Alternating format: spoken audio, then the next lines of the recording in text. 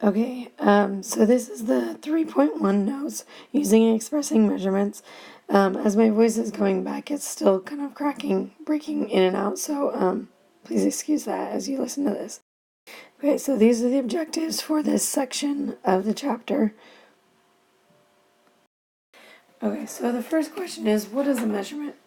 A measurement is something like a quantity that has both a number and a unit to it.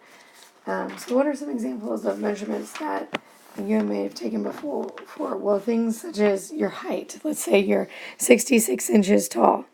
That is a measurement. It has a number and it has a unit associated with it. Or your age. Maybe you're 15 years old. 15 is the number, year is the unit that goes with it. So that's a measurement as well. Body temperature is 37 degrees Celsius. Again, we have a number and a unit associated with that. So, scientific notation in chemistry, we use a lot of very large or very small measurements. It's very cumbersome to write out these types of numbers, so we use scientific notation instead.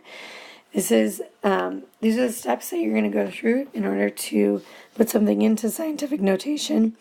Number one, you will count the number of places a decimal point has to be moved in order to get a coefficient that's having a place between 1 and 9. In this scientific notation example at the bottom, the coefficient is the 6.02. So this right here, that's the coefficient. And then you're going to have a times 10, always with that. And then you will have an exponent. The exponent is going to be the number of places that you had to move the decimal. Your exponent will either be a positive or it will be a negative number. If it was originally greater than 1, then the power of 10 will be positive. The exponent will be a positive. If your number was originally less than 1, then the power will be negative. So for this example, the decimal started out behind the very last zero. I moved it over 1, 2, 3, 4, 5, 6, 7, 8, 9, 10, 11, 12, 13, 14, 15, 16, 17, 18, 19, 20, 21, 22, 23 spots in order to get it to be between 1 and 9. That leaves me with a coefficient of 6.01 or 6.02. And I have the times 10, and the 23 spots that I moved it becomes that exponent. It's a positive exponent because the original number was greater than 1. Okay, so here's some practice for doing those scientific notations. So for the first one, we're going to move the decimal over 2 spots to the right, and then we write 3.834. Notice I include this 0. That's going to come into play when we talk about sig figs in a second. This 0 is significant, so I include it in the coefficient. Then I have times 10, and I moved it to the right 2 spots, so it's -2. My unit goes at the very end. Make sure you don't put the unit in between the coefficient and the times 10. It goes at the very end. So this next one, I move the decimal over 4 spots. I get 3.234. This 0 I don't include because it's actually not significant. And again, we'll talk about that, what significant means in a second. And I moved it 4 spots. The original number is greater than 1, so it's a positive exponent. This one I move over 6 spots. I get 6.3 times 10 to the 6th milliliters. And then that one I moved over 6 spots. So I have 8 times 10 to the -6 though, because it was originally less than 1. Okay, so the concept of error. When we count objects, we can be exact. So for example, how many students are in the classroom? If you look around and you can count them up, there's no source of error or uncertainty. I know exactly how many students are in the classroom right now. I can count them. When you make a measurement, though, there is always an element of uncertainty. And it comes from 2 sources. Number one, it could be the tool that you're using. So the tool, if you notice, like on this ruler, there's spaces between the lines. Those spaces indicate that there's some kind of uncertainty. And this is true about whatever tool we use, whether it's a beaker, a graduated cylinder, a thermometer. There's always spaces in between the lines, and that's where uncertainty comes from. Or it could come from the experimenter's lack of skill, so they don't know how to use the instrument that they're using, or care, so they don't really care how close or how precise they're being. So we introduced two vocab words when we're talking about error. We have accuracy and precision. Accuracy is a measure of how close a measurement comes to the actual or true value of whatever is measured. We evaluate that by comparing it to the correct value. So for example, if I was measuring the temperature in the classroom, there is an actual value for how warm the temperature is. If I'm measuring it though, and I get really close to that actual value, I would say that's accurate. If I'm really far off, then that would not be accurate. Precision, on the other hand, is a measure of how close a series of measurements are to one another. We don't really care about the actual value here. We're talking about how good is your grouping. It's evaluated by comparing the values of two or more repeated measurements. So are all of my measurements, if I take 3 measurements, are they really close to each other, regardless of how close they are to the actual value? Ideally, we want our measurements to be both accurate and reproducible. So we want them to be accurate and precise at the same time. Okay, so if you look at these targets, we want to know which one is precise, which one's accurate, which one's precise and accurate, and which one could be considered neither. On a target, we would say accurate is the bullseye. So anywhere you see they're close to the bullseye, that would be considered accurate. Precise, we have a good grouping, so all of our shots are really close to each other. So this one in the left hand, left upper corner, I would say this is neither. This is not accurate and it's not precise. This one in the upper right hand corner is not precise.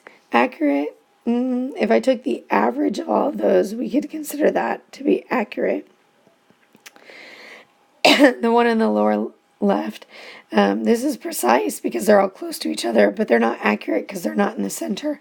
And this one would be both accurate and precise because they're in the center and they're all really close to each other. All right, percent error is a magnitude of error, and it gives us a number for how close are we to the accepted value with our experimental. The equation is percent error equals the absolute value of experimental value minus the accepted value divided by the accepted value times 100%. So let's do an example. In a lab experiment, a student measures the boiling point of water to be 99.1 degrees Celsius. Calculate the percent error. So percent error equals the experimental, or the absolute value of the experimental value, which is 99.1 minus the accepted value. The accepted value for the boiling point of water is 100 degrees. And then we have that divided by the accepted value, 100 times 100% at the end. So 99.1 minus 100 is a negative number, but we want the absolute value of that. So we get 0.9. We're going to divide that by 100 and then multiply it by 100 to get it into a percent. So we get 0.9% error.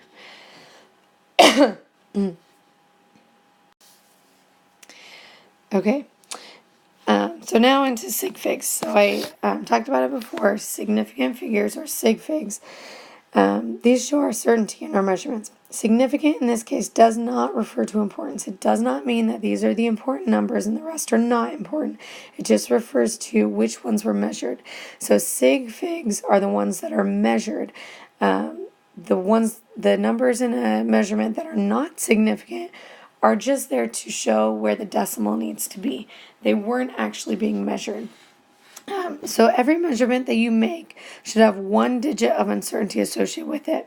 That's because of those lines that we have, or that's because there are spaces in between the lines on the tools that we use.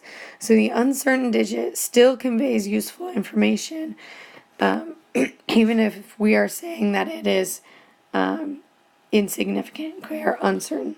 So for this example of this thermometer, what we're going to do is we're going to write down what we know for sure, and then we're going to give one digit of uncertainty. So I know for sure that this measurement is 20 degrees Celsius. I can see that the red is above 21. I can see that it's above 22. So I know 22 for sure. It's not quite to the 23 line. So this next digit that I'm going to say it's about 22 point, maybe 8. This 8 that I just gave you, that's a guess. I am making a very educated guess. I don't know that 8 for sure.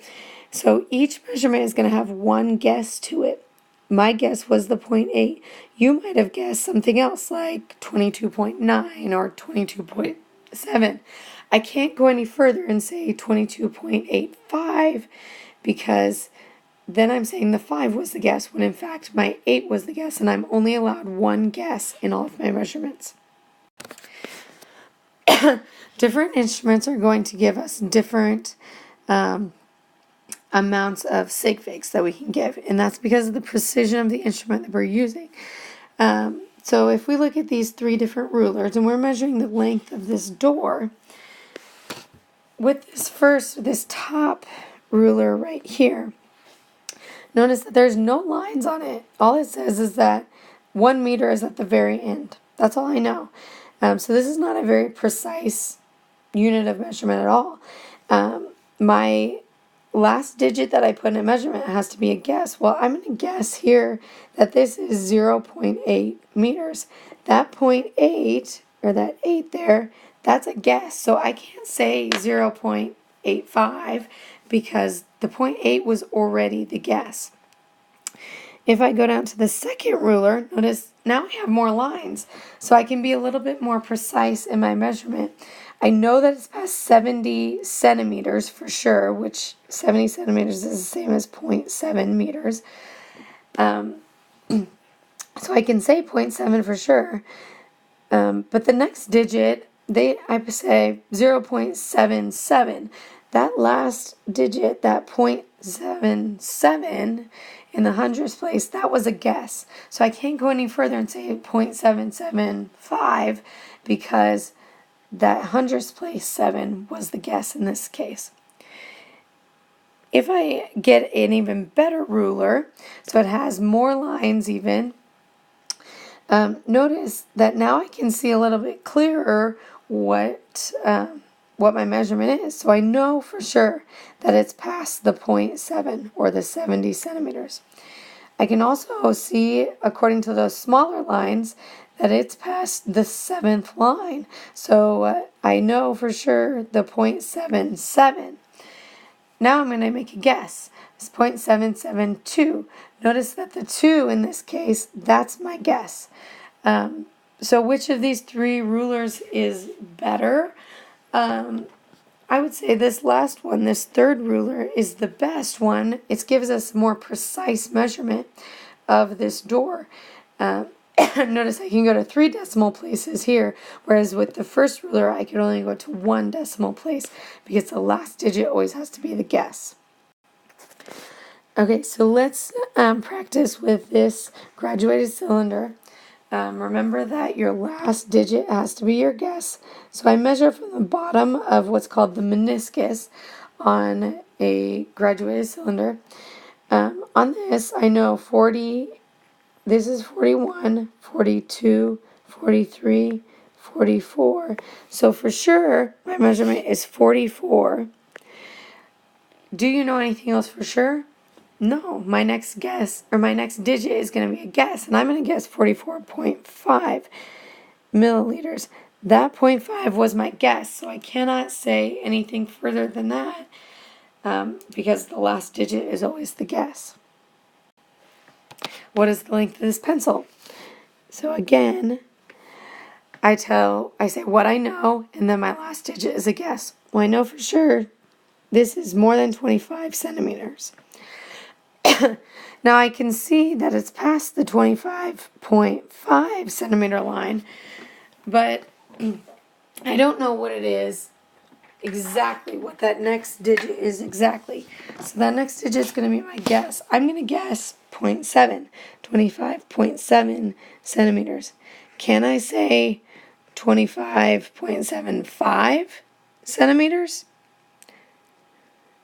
No, I can't, because that 0.7 was already my guess. I can't include two guesses. I can only have one guess in my measurements. So it can be 25.7 centimeters. You could say 25.8 centimeters or 25.6 centimeters, but you can't go any further and put any more decimal places than the tenths place in this case. All right. So that was dealing with sig figs when we are actually measuring something. When we are determining the number of sig figs in a already given measurement, there are 4 rules that we need to follow for determining how many sig figs do we have in our measurements. So these are the rules. Number 1, non-zero digits and zeros between non-zero digits are always significant, meaning that they were measured. So they're not there just to hold or show where the decimal place is. A non-zero digit is any number like 1, 2, 3, 4, 5, 6, 7, 8, or 9. Those are already significant. So it's just zeros that we're looking at for whether or not they are significant. So in this case, 1.520045, the 0 is in between non-zero digits. So it is considered significant. All the non-zero digits are significant, so we have 6 total sig figs in this number. Rule number 2, leading zeros are not significant. Notice that these 3 zeros are before any other significant figures or significant digits. They are considered leading zeros, so they're just there to show where the decimal should be. They weren't actually measured. They are not considered significant. So there are 2 sig figs in this measurement. Okay, rule number 3. Zeros to the right of all non-zero digits are only significant if the decimal is shown. So these 2 zeros are to the right of my 3 and my 1, which are the non-zero digits. The decimal is not shown, so they're not significant, meaning there's only 2 sig figs, the 3 and the 1, in this measurement. In this one, 3100.0, though, those zeros are to the right of all the non-zero digits. They're to the right of the 3 and the 1, but now the decimal is being shown, which is meaning that these zeros were actually measured. So in this case, we would have 5 significant digits in this measurement. Rule number 4, for values written in scientific notation, the digits and the coefficient are significant. Okay, like I was saying when we did the scientific notation, these numbers right here in the coefficient are all significant. So when you put something into scientific notation, you only include the significant digits in the coefficient. So I have 5 sig figs in this measurement. Okay, so I want you to try to practice these first before you actually come back and listen to me go through the answers. Go back to the rules, try to apply the rules to all of these numbers, and then come back and check your answers with what I put as answers here. Okay? So in this first one, we have these zeros are in between, and so they are significant, meaning we have 6. These zeros in the front are leading zeros, so they're not significant, but this one is in between 2 sig figs, so it is, so we have 3 here. Okay, this 0 is in between, so it is significant, but this 0 at the end is to the right, and there is no decimal showing, so it is not significant. So we have 6 total. This 0 is at the end, or to the right, and the decimal is showing, so it was measured and it is significant, meaning there are 5 sig figs. Here we don't have any zeros, so all 3 of them are significant. Okay, remember the coefficient, all numbers in the coefficient are significant, so these or there are 5 sig figs in this number. Okay, here, these are leading zeros. Leading zeros are not significant. This 0 is in between, so it is significant. And that 0 is to the right, and the decimal is shown, meaning it was measured, so it is significant. Here we have 4. These zeros are to the right of all non-zero digits, and the decimal is not shown. So this means they are just there to show where the decimal should be if it was there. So they are not significant. There are just 2 sig figs here. Okay. Now there's 2 rules for when we do calculations with significant figures or sig figs. When we do adding and subtracting, it's the same rule. The answer should be rounded to the same number of decimal places as the measurement with the least number of decimal places. So if I look at these 2 numbers, initially, here I have 3 decimal places. I go to the thousandths place. Here I just have 2 decimal places. I go to the hundredths place. So my answer has to have the same number of decimal places as the least number. So it's going to have 2 decimal places just like this measurement has. So if I add them up, I plug them into my calculator, 49.146 plus 72.13. I get 121.276. Well, I need to round it so it goes to just 2 decimal places like this number. So this becomes 121.28. I round up because this 6 makes the 7 round up to an 8. And then I include my unit at the end. Okay, in the second problem, I have 1 decimal place here, or to the tenths place. Here, I have 0 decimal places. I only go to the ones place value. So I have to match my measurement to this number. It'll go to the ones place value. So 56.1 minus 23, that gives me 33.1. I need to round it to the ones place value, so I round it to 33. And then I get grams. Okay, so the multiplication and division rule is a little bit different because we're just looking at the total number of sig figs. We don't care about the decimal places in this case. Our answer will be rounded to the same number of sig figs as the measurement with the least number of sig figs. So we looked at this first number. Okay, so we've got 7.55 and we've got 0.34. There are 3 sig figs in 7.55. In 0.34, we have 2 sig figs because that 0 is a leading 0, so it's not significant. So in our answer, we need to round it to 2 sig figs. So we have 7.55 times 0.34. That gives me 2.567. If I round it to 2 sig figs, I get 2.6. And then I include my units, meters squared. In this second problem, 0.365 has 3 sig figs because that 0 is a leading 0. 0.0200 has 3 sig figs as well. The 2 zeros in the front, so these 2 zeros are not significant because they're leading zeros.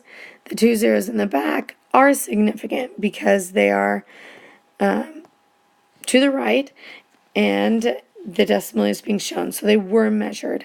They're not just there to show where the decimal should be. So if I do 0.365 divided by 0.02, I get 18.25. I want to round that to 3 sig figs, so I round it to 18.3. I meter squared divided by meters, which gives me just plain meters. Okay, so that's the end of the 3.1 notes. If this stuff seems confusing right now, that's okay. The more that you practice it and the more that you look at those rules and become familiar with them, the easier this is going to become. So I would suggest that as you are doing your homework or as you're doing more practice, to have the rules open and be referring to them. Don't try to have the rules memorized right now. And notice also that in your reference packet, you do have these sig fig rules. So you don't have to have them memorized. but you do need to know how to use them. There are lots of practice in your textbook. There's sample problems that are worked. So I would suggest if you're struggling to look in your textbook, go through section 3.1, go through those sample problems and read how they do them in the book as some extra practice.